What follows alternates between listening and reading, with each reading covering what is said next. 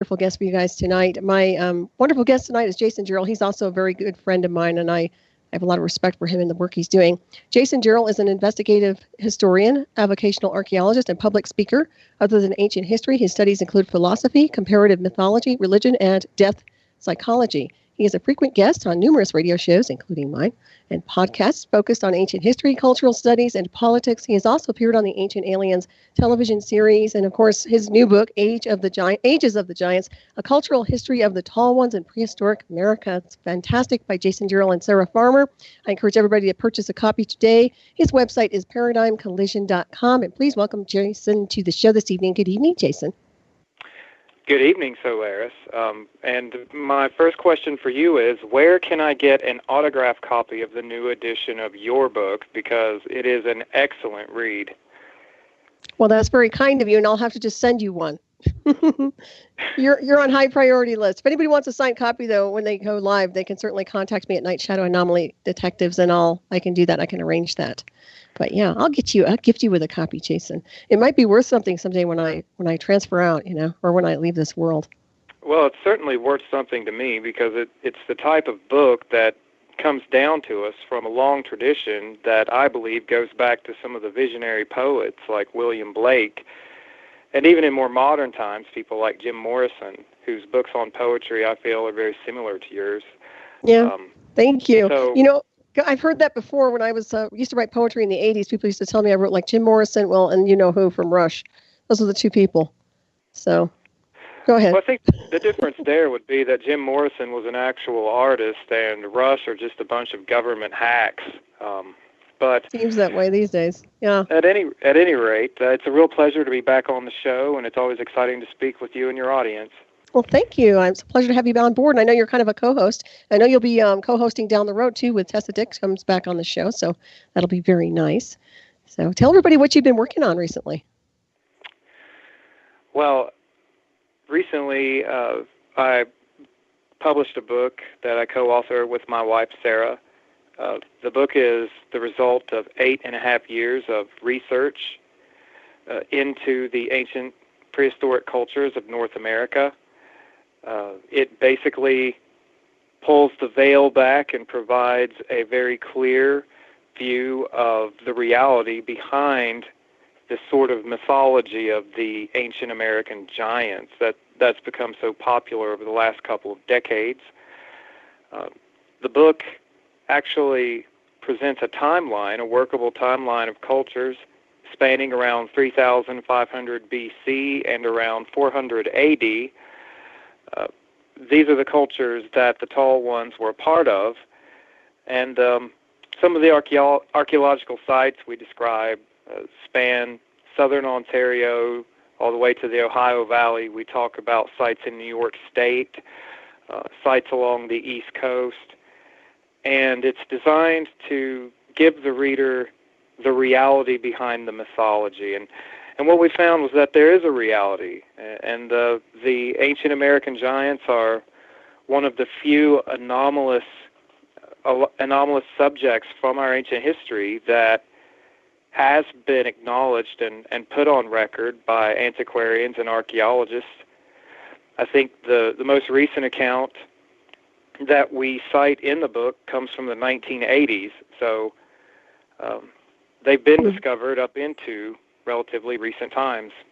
Mm-hmm. Yeah, they certainly have, and this is an incredible book and an incredible read. So if anybody out there has not read your book already, I would encourage everyone to purchase a copy. And it's so beautiful. I mean, like I said, everything in there is the pictures, everything is so nice and well done, very, very nice. And of course, if people want to purchase a copy, can they get an autographed copy from you? Well, not at present, but that's something that might happen again in the future. We sold out of all of our autographed copies pretty quickly when we had them on hand. Right now, people can find the book at lulu.com. That's LULU.com.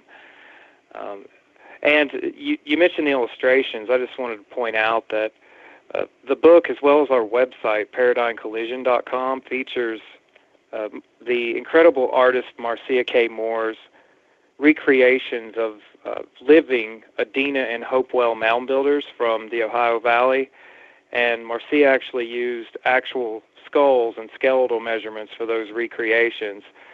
And I'd also encourage people to check out her website, Marcia K. Moore, CMRstudio.com, and check out some of her work also. Yeah, she's done some incredible work. What a nice combination. Both of you did a great job, and it's fantastic there. And it is fascinating to look at the reconstruction. It's amazing.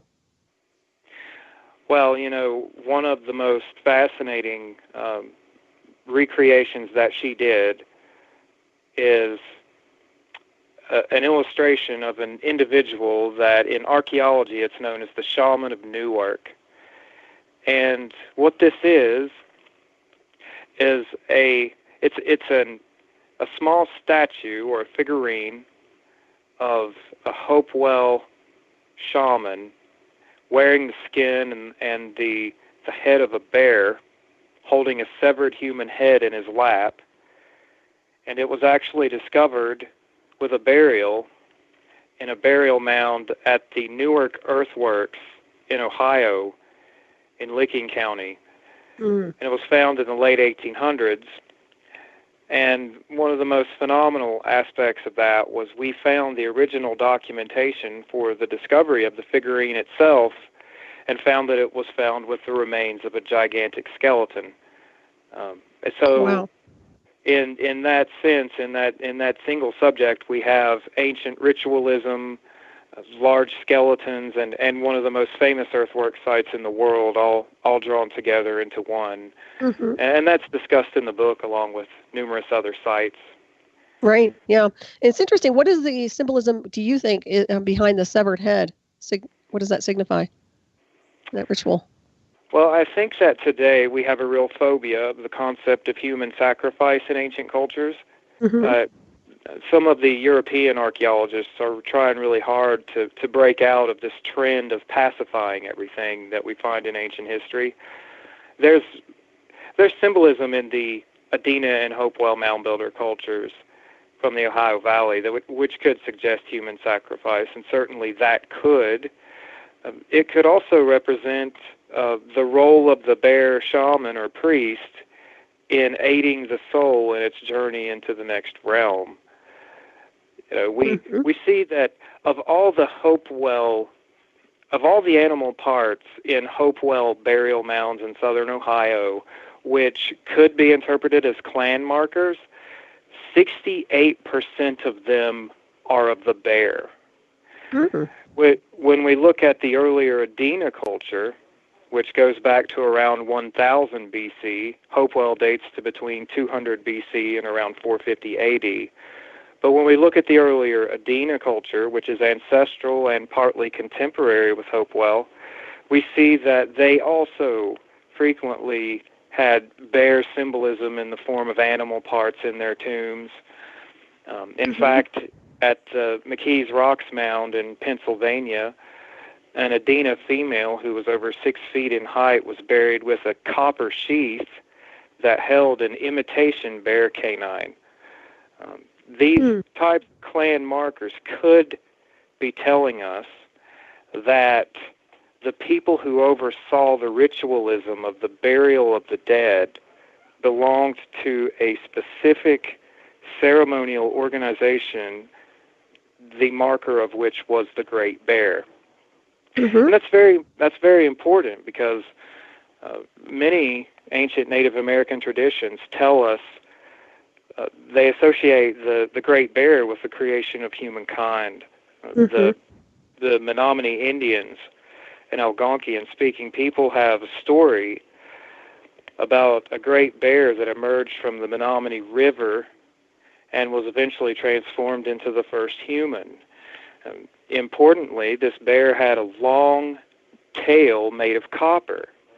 And we also find copper in many of these ancient tombs. So these types of symbols probably tell us something about the role that this organization played in ancient times. Certainly sounds that way. But is there any correlation with constellations also with the bear or no? Yes, Ursa Major.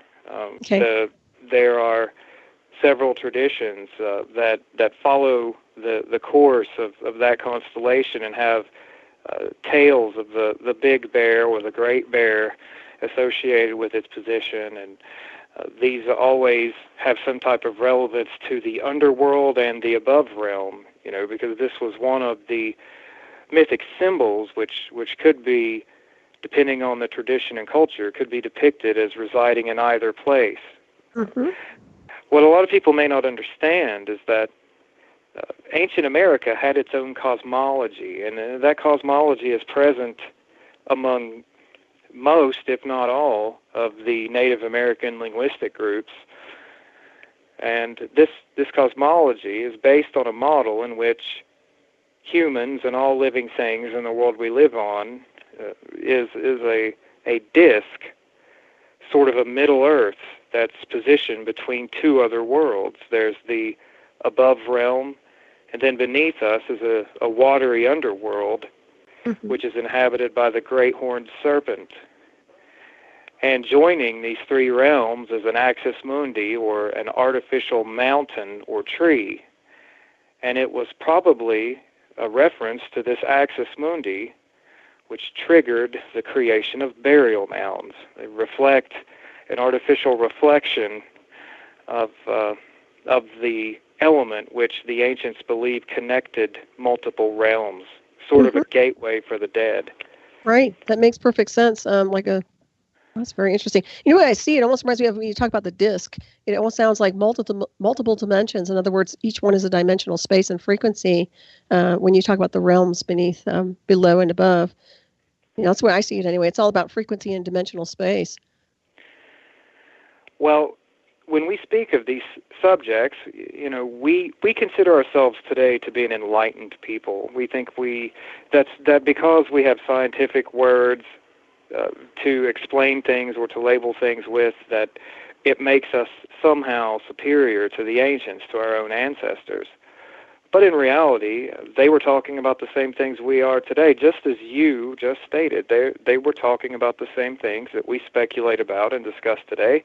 They simply had different symbols and terminology by which they were identified. Mm-hmm. Yeah, it's very fascinating to me. Do you ever come across certain markers that, in your opinion, might even look like what we call a cosmic doorway? In other words, things that you might see on these constructs or in these constructs where they had ceremony and they would mark a certain area that almost could be a representation of going into another dimension through spirit or ceremony? Absolutely. In fact, it's replete in the archaeological record for the Adena culture. Now, just to give people some background, the Adena mound builders were the first to construct earthworks and burial mounds in the Ohio Valley. Their sites probably date back as far as 1000 BC, and they persisted until around 300 or 400 AD. Now, the average Adena burial mound actually marked the end of the use of sacred space. Here's what I mean by that.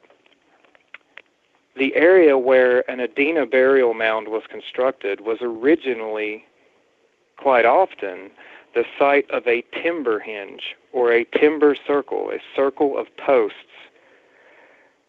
And within that circle, many archaeologists believe rites of passage, alliances may have been negotiated, possibly funerary or shamanic ceremonies were conducted. And then at a certain point in time, some event that we don't fully understand triggered the dismantling of that circle and the erection of a burial mound on top of it. Now, it's possible that the event which triggered the creation of the burial mound was the death of a shaman who officiated at those sacred circles. There are other types of Adena sacred circles. The most famous are circular hinge-like structures.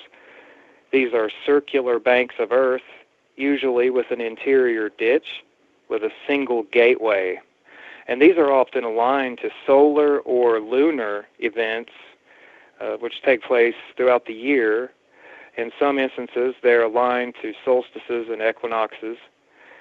And these earthen bank circles probably served a similar function to the timber circles. And occasionally we find a burial mound constructed inside the earth bank. And one of my favorite archaeologists, and in fact the person who probably is my mentor, Christopher Carr, has suggested that the combination of the earth bank and the burial mound might have represented a cross-section in the cosmic axis mundi that joined the worlds. So these were places of power, and they were transformed over time, and their symbolism and meaning was added to over a very long time. And in every instance, there is some type of connection to this concept of the space being set aside for a special function, or connecting the realm of the dead with the realm of the living. Mm-hmm.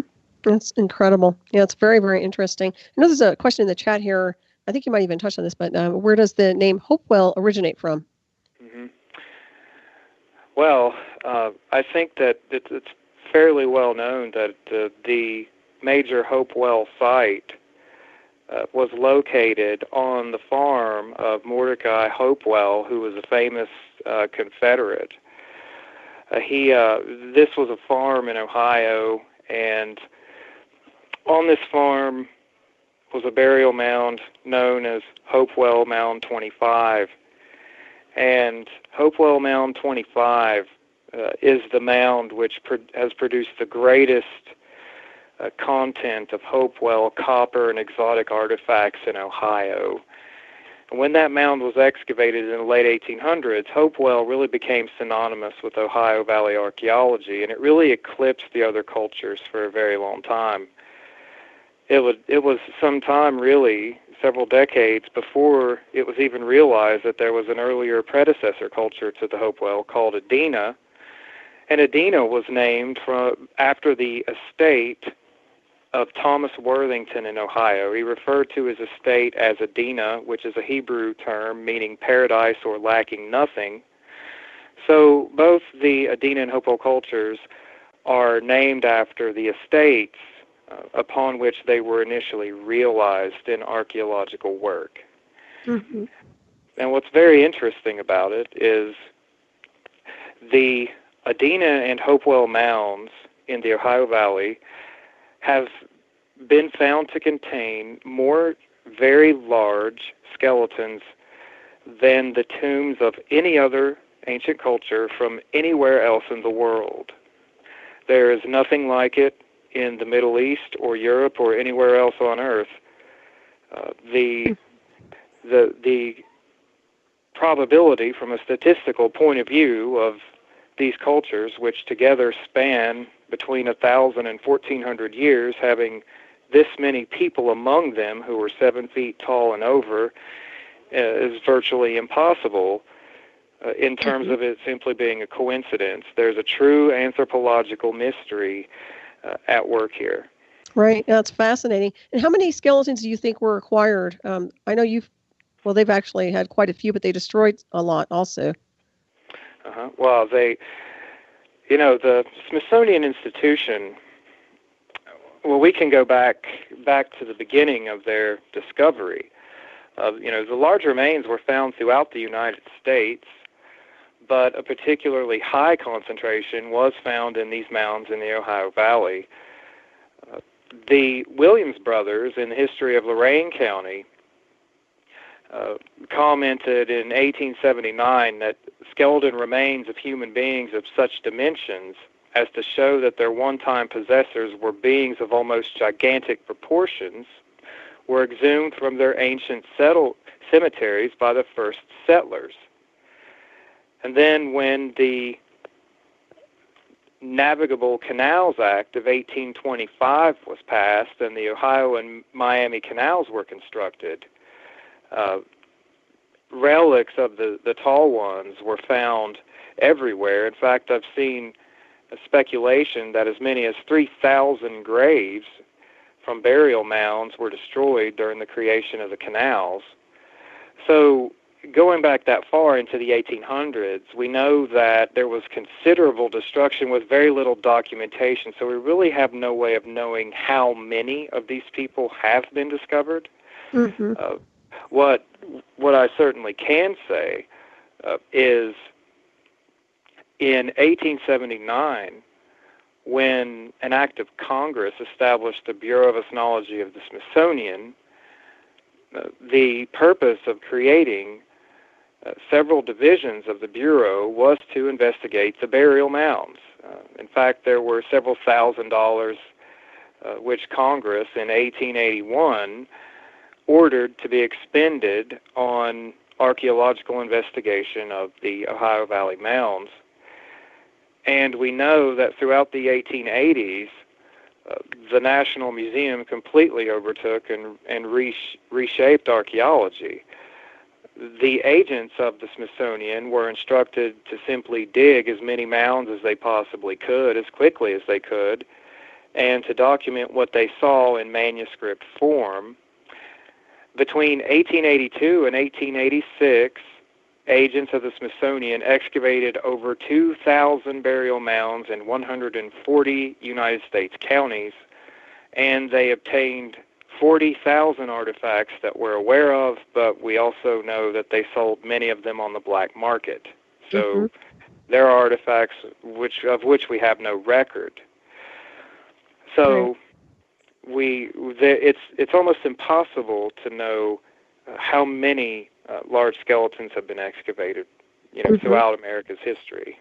Right. That's incredible information. I'll tell you what. Yeah, it just goes deeper and deeper. It's quite amazing to think how many ancient artifacts were sold off to private investors or other organizations, even across the globe. And I know somebody made a comment in the chat room here. I don't know if you can even comment on it yourself, but the state of Kentucky is often described as the dark and bloody ground. Is that because of a battle between the ancient Indians and giants? Well, first, that's a great question. I'm glad that someone asked the question about the Indians. Hi, Zopra. Okay, go ahead. I'm glad that someone asked the question about the Indians and giants. To begin with, there's kind of this undead idea out there that the giants were a different people than the Indians, or that the giants were the overlords of the Indians, or even that there was a distinct tribe of giants. What we know from the excavation reports, from the actual records that we studied to create our book, is that the tall ones lived among the rest of the population. The oldest report of large remains that we think is valid comes from a site that dates to around 3500 BC. The most recent report that's mentioned in the book comes from a site that dates to around 400 AD. During that interval, the bones of the tall ones are almost universally found at sites along with people of average stature. And I would add that more often than not, the large skeletons are not found with artifacts that would suggest some type of authority. Occasionally, they are. Here at the Charleston burial mounds of the Adena culture, where I live in Charleston, West Virginia, there are at least 2 very large skeletons that were found with what could have been markers of authority. But at other sites, we see them buried sometimes with just a few shell beads or no artifacts at all. We have instances in the book wherein the bones of the tall ones are found mixed with the bones of the rest of the population in a group tomb. And so what this really tells us is that these people were not living apart from or as the overlords of the rest of the indigenous population. They were a part of the same population as people of average stature. They just happened to be of the lineages which for some reason had inherited a unique anthropology.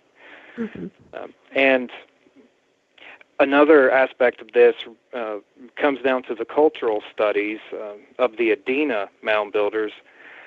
There's a lot of good research out there which has gradually told us that the Adena were not a chiefly society. In other words, chiefs in ancient North America really didn't develop until about 1,000 years ago.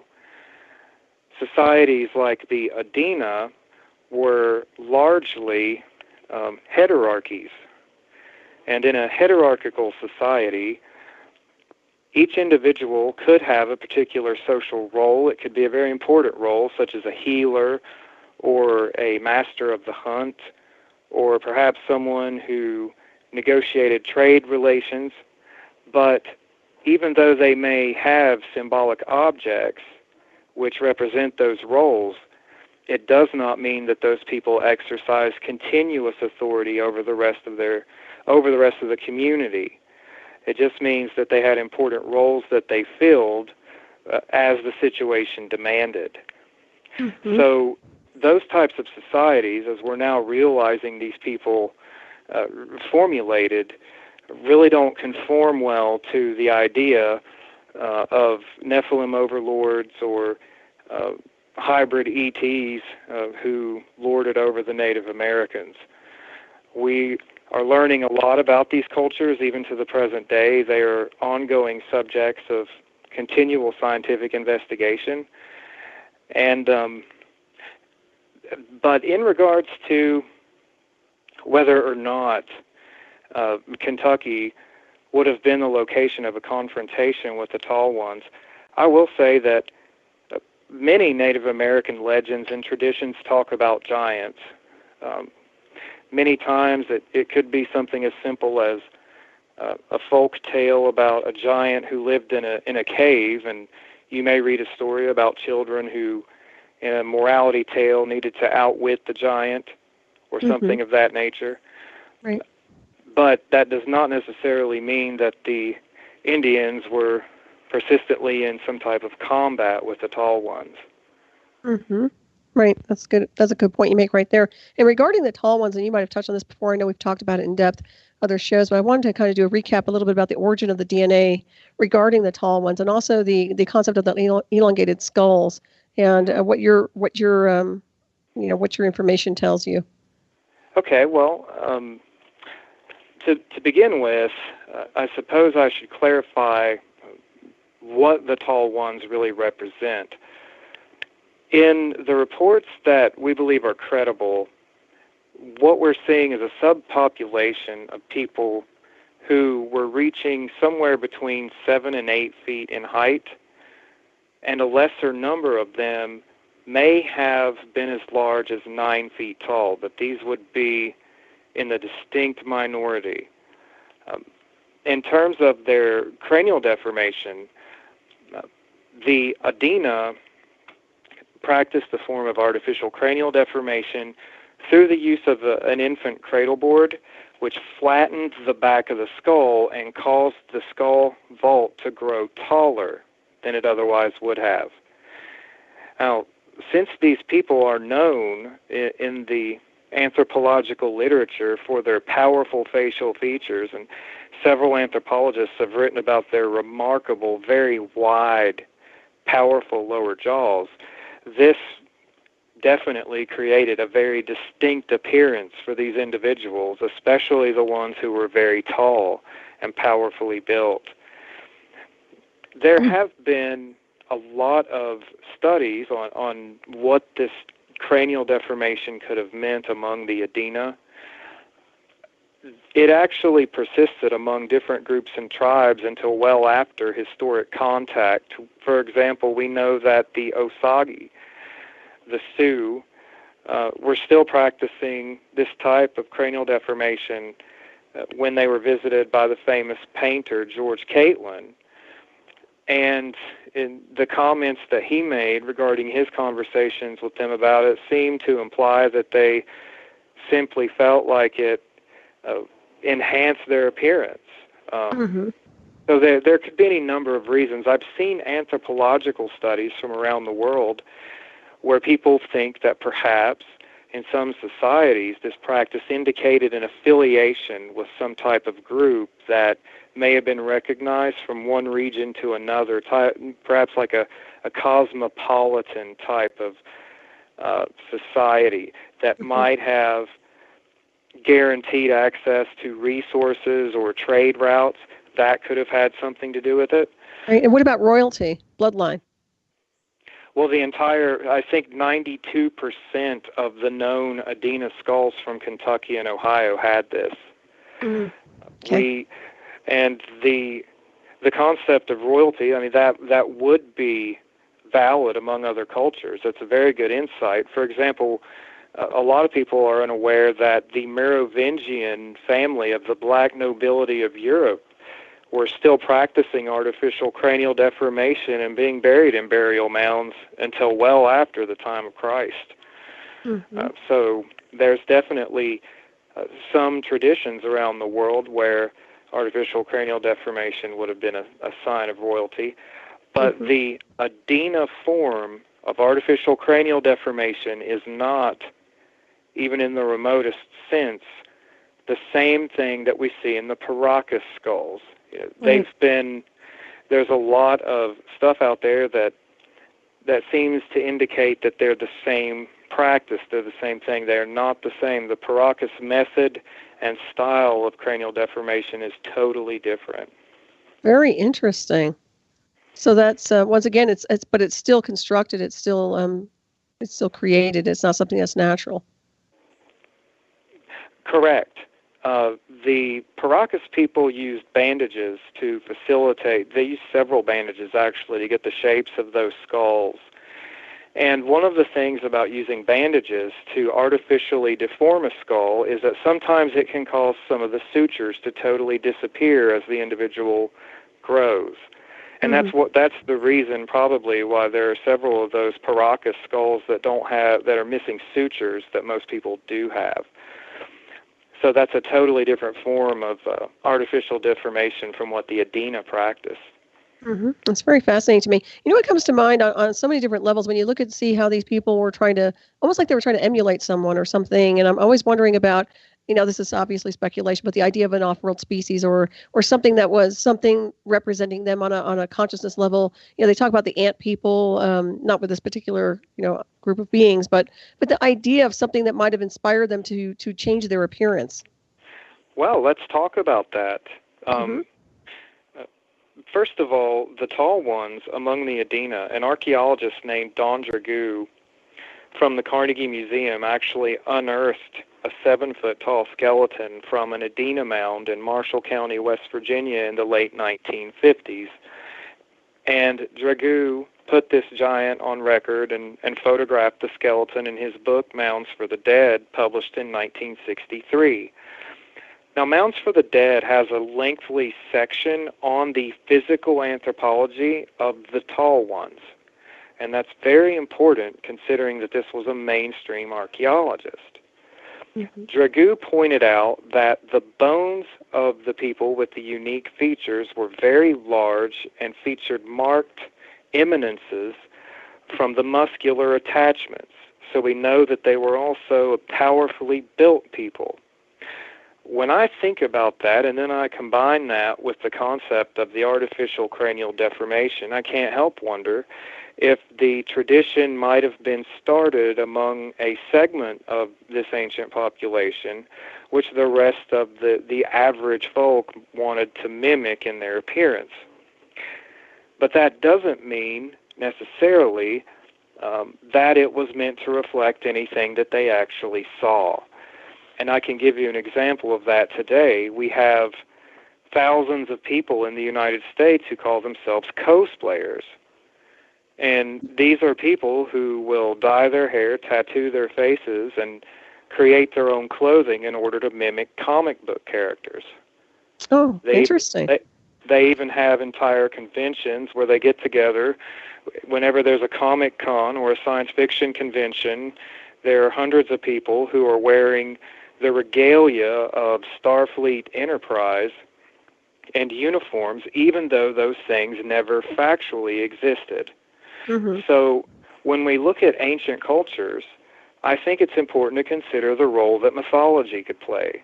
It could be that the artificial cranial deformation of not just the Adena, but perhaps many cultures, could be based on mythic beings or mythic entities which were taught about in some type of oral or pictorial representation, and we just haven't found the key to interpreting that yet. Mm-hmm. Right, that's a good point you make there. And also, I would assume that back then, with the Adena culture, they would have an oral history. Obviously, we don't have any real record of data with them, do we? Well, the traditional interpretation, Solaris. The acceptable interpretation is that these people did not have a form of the written word or pictographic writing. So, yes, they would have had to have had an oral tradition for their mythologies and cosmological traditions. However, in our next book, we are going to publish evidence which suggests that perhaps they did have a type of writing system, and it has simply gone unnoticed. Right. Yeah. I think it's very remarkable that their tombs are often found filled with red paint and bark. These people frequently wrap their dead in bark, and in many instances, the Adena mounds could contain house-like structures built like log cabins, almost, with bark walls. Sometimes we see multiple burials placed on a bark floor. So rather than simply assume that the bark was purely symbolic, and I'm sure there was a symbolic connotation, I see no reason why there couldn't have been some type of pigment used to leave symbolic characters on that. But at any rate, that's something that if anyone's going to find it believable, they'll have to read all the evidence together, right. Which we're working on that right now. Awesome. I can't wait to read that. And what about doing like an x-ray pertaining to the skull? Was there anything unusual? I don't know if we ever touched on this before, but I'm thinking about pineal gland, and I'm thinking about something along the lines of, if there wasn't a quote-unquote oral history in the illusion of, or a written word, or no form of, what about something pertaining to an ability, perhaps even telepathy? I know this is a real, once again, this is kind of abstract, but at the same time, there has to be some form of communication. And I'm wondering about that with the size of the skull, or, their appearance in general. Well, I'm not sure about that. Again, I would say that the reasoning behind artificial cranial deformation is itself very mysterious in anthropology. I don't think that we really know the full ramifications for what that could do for things like intelligence, if anything. But the skulls and the bones of the tall ones do not show any evidence of any type of other than human or technological influence. And the same could be said of several other things. It's been several years now, but Lisa Mills conducted DNA studies on many burials from the famous Hopewell Mound 25 that we mentioned earlier. And she found nothing unusual in the DNA. And in fact, all of the burials that she studied were Native American haplogroup, from Native American haplogroups, mitochondrial DNA. So, in other words, whatever the key to this mystery is, it's certainly something that has to do with the basic history of human anthropology that would appear that simply isn't realized yet in mainstream science. Yeah, that makes sense. We have a few questions here in chat. Let's see here. This one here, if you can hear me okay. Seems like my headset just went out. Ask the guest if he knows anything about old bones found in a southern state to be around 15 feet tall and of Nordic race. Smithsonian Institute, I guess it's some correlation for a time about 15 to 20 years ago this is abbreviated, so I don't know what he's trying to say here, but do you have any ideas about that? Well, there have been several discoveries in the United States where the individuals found in the ancient tombs, going back around 9,000 years, have been a part of a haplogroup called Native American Haplogroup X2A. Now, The thing about haplogroup X2A is that it is only relatively recently been realized that it existed. And initially, when remains were found and typed to this haplogroup, since it was so different than the other Native American haplogroups, A, B, C, and D, researchers speculated that it could represent a different colonization event than that which led to the ancestors of the majority of Native Americans. But during that time, we have found that haplogroup X2A is present in Kennewick man, a skeleton which dates to around 9,000 years ago and is actually found very close to the Pacific coast. So this haplogroup is a part of the Native American gene pool that came into the United States, presumably from the Beringian land bridge. Mm-hmm. I do know that several discoveries have been made in the South with this haplogroup. It could be this is what the question's about.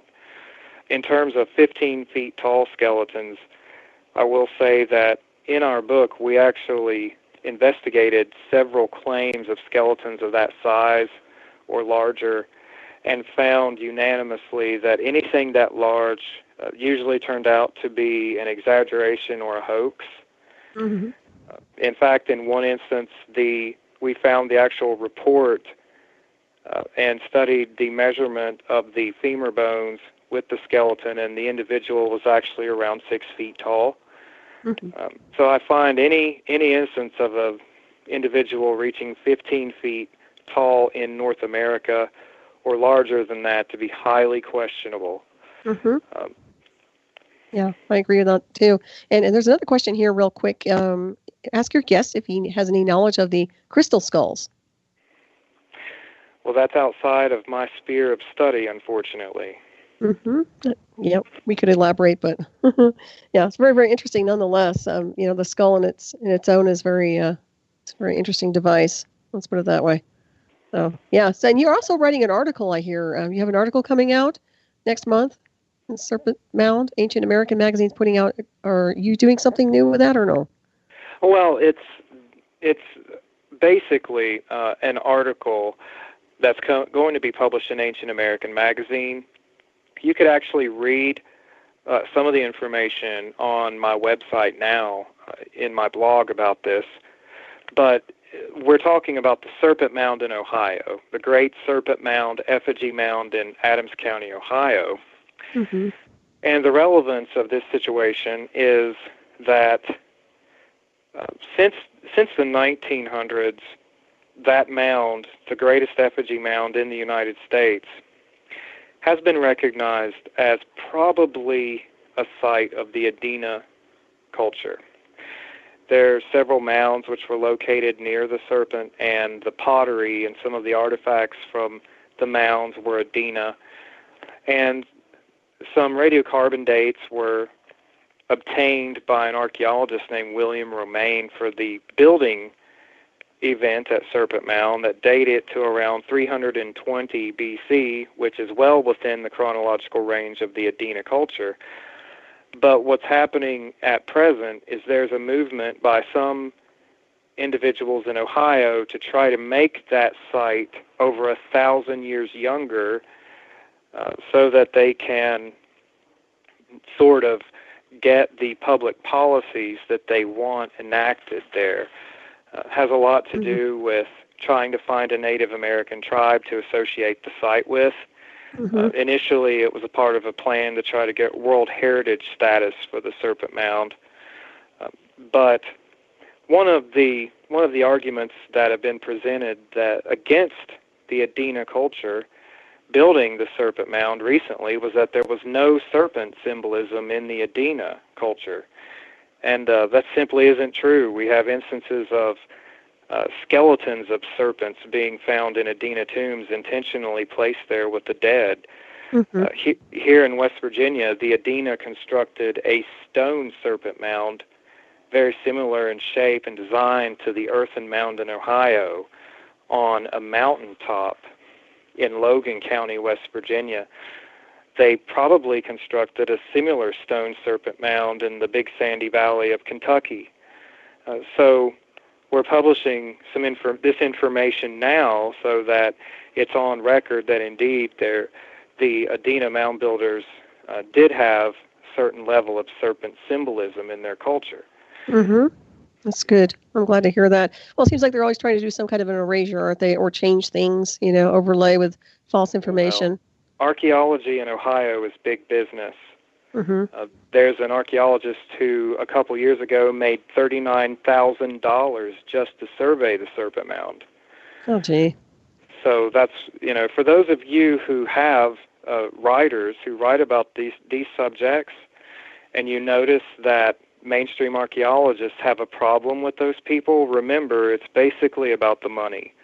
Mm-hmm. The situation in America is different than most parts of the world, where there's not a real public outreach with archaeology and ancient history. I find it myself to be particularly abhorrent that so much archaeological work is funded with tax dollars, and yet the interested public very rarely can even find a published resource to explain the discoveries that are made on their dime. Exactly. Yeah. Well, I'm glad you're a good record keeper. That's the good part of you and Sarah, to do a fabulous job. And of course, your book covers an awful lot of detail. So, yeah. And I always mention, it should be there distributed through colleges, and every university out there should have an access to your work. Well, I appreciate you saying that. This book was written not just about the tall ones, but about these ancient cultures. Over the years, I came to love archaeology. A lot of archaeologists are my friends. I've actually worked with archaeologists on several projects. Out of respect for them, I don't mention them by name on the radio. However, spending this many years researching a subject, I've sort of found myself in love with the field itself. The book was written to have a concise record of the cultures that these people were a part of. We've described their artifacts, their ritual practices, their cosmology. We even have sections which will explain to you what they probably ate.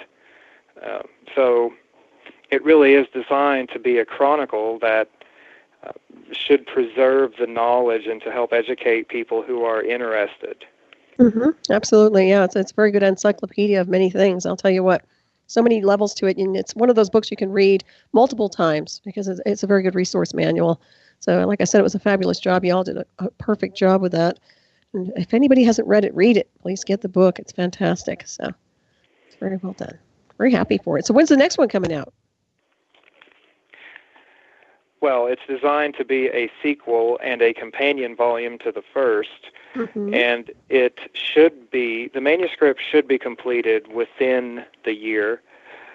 There are thousands and thousands of pages of information I still have to review, and I've had to pick up 3 new academic disciplines to write the sequel. The purpose of the follow-up is going to be to answer the big questions that people have been asking me since the first book came out. We've received a lot of great feedback from people who appreciate that we've sort of pulled the curtain back and shown the reality of what the tall ones were like, and also what their cultures were like. But people also have a lot of questions. People want to know what our theory of their origins would be. They want to know who they were specifically. And these are questions which typically are considered impossible to answer without going into all manner of speculations and assumptions. But we have information that we believe should allow us to make some fairly reasonable suggestions, I should say, on those fronts. And I think people will be perhaps pleasantly shocked. I know that it certainly didn't lead where I expected it to lead, but that's the heart of the project at present. Sounds awesome. Yeah, I'm glad you're addressing some of those topics. And when you look at the tall ones in general, I'm always wondering if there's ever a potential for them to surface again. Genetically speaking, if something might come through the cracks or in between the spaces, and they'll just once again we'll start seeing these beings born again. I know it's a stretch, but go ahead. I probably shouldn't say this yet, but since it's you, I will. Okay.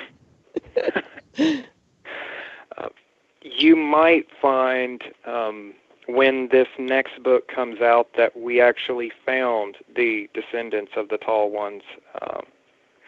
You may find that they still do manifest, and I am not talking about any type of disease or genetic disorder. Very interesting. Very nice. Go ahead. I'm talking about people who have been examined by doctors and who are certifiably not suffering from pituitary disorder or Marfan syndrome or any of the other pathetic excuses that we receive for the existence of these people in ancient times. In fact, that's big.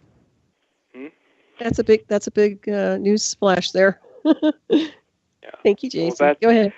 Well, stay tuned. That's all. Yeah, I was going to say that's very, very interesting right there. I'd like to hear more, but I'm sure that's going to be in the next book. So, yeah, it's fascinating. There might even be photographs. So. Oh, good. Yeah. Excellent. Yeah, I find it very, very interesting. I think people are starting to dive more and more into lineage, bloodlines, DNA, and genetic ancestry. And we're heading for a break, everybody. So please stay tuned. You're listening to Ravenstar's Witching Hour. I am your host, Solaris, BlueRaven. My wonderful guest tonight is Jason Jarrell. We'll be right back. Stay tuned.